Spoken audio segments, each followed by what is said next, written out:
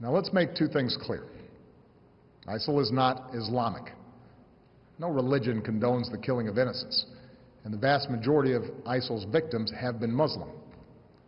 And Isil is certainly not a state.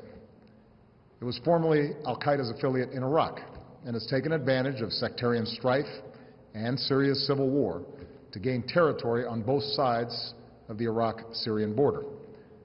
It is recognized by no government, nor by the people it subjugates. Isil is a terrorist organization.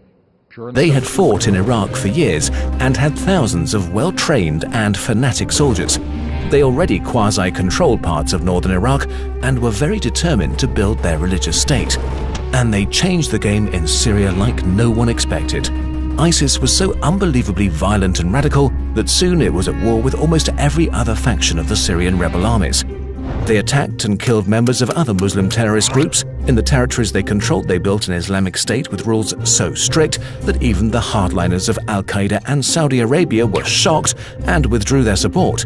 ISIS has been accused of responsibility for multiple massacres against civilians, countless suicide bombings, the hostage-taking of women and children, the execution of their prisoners and beheadings.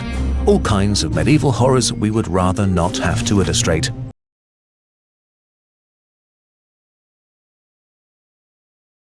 Muslim leaders and scholars in the US have issued an open letter refuting the ideology championed by Islamic State. Everything they're doing is un-Islamic. Just about every act is forbidden in our faith. So if someone does everything contrary to the faith, how is it the media continues to link them to Islam? The letter was signed by more than 120 international Muslim leaders and scholars and issued at the National Press Club in Washington, D.C. on Wednesday. It is forbidden in Islam to kill emissaries, ambassadors and diplomats. They listed the many actions that are forbidden in Islam, including killing the innocent, torture and armed insurrection, and went on to explain jihad. Jihad in Islam is defensive war only. It is not permissible without the right cause, the right purpose, and without the right rules of. In the Islamic State's home base of Raqqa in Syria, the militant group is attempting to implement its extreme version of religious law onto many parts of society, including the education system. It's changing school curriculums and imposing new guidelines on students and teachers. The rules are outlined in different documents distributed throughout Raqqa and in other areas that the Islamic State or ISIS controls. Here's what education under ISIS is expected to look like once the group opens its schools. To teach in the so-called Islamic State, people are required to take a course in Islamic law.